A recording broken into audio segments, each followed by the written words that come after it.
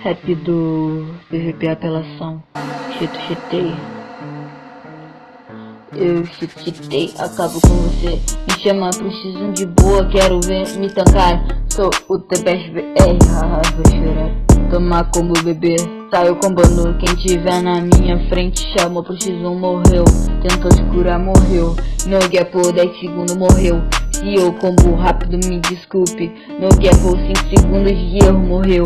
Já digitou /report enquanto eles digitavam. Deles eu causei a morte.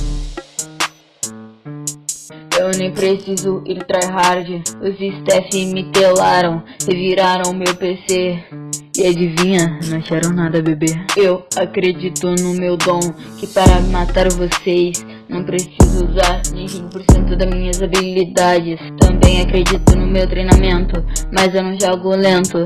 Você vem com kit OP e acha que é capaz. Você vem de frente, você falece. Me respeita se você não me conhece. Agora vai conhecer, bebê. E olho no meu chat e só vejo gente me chamando de mito. Tu vacilou, deu rage.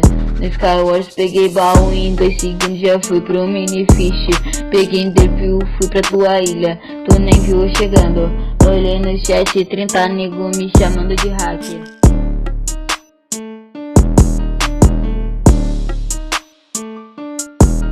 Galera, esse aí foi o rap, né? Desculpa aí ter sido muito rápido, mas eu tava sem tempo aí pra pensar em letra, tava com muita coisa na cabeça, mas de boa. E eu tô passando aqui, né, no final da música, pra falar, mano, se tu tem um sonho, tu quer chegar, e se aquele cara pica, tá ligado? Não desiste, velho, treina, bota fé que um dia tu vai chegar, tá ligado?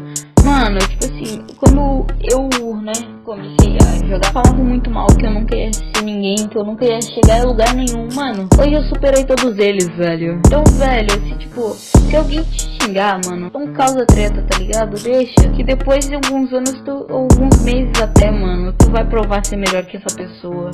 E então é isso, ele falou aí, espero que tenham curtido a música aí, né, se curtido aí seu like, espero que vocês estejam vendo até agora, né, mas de boa.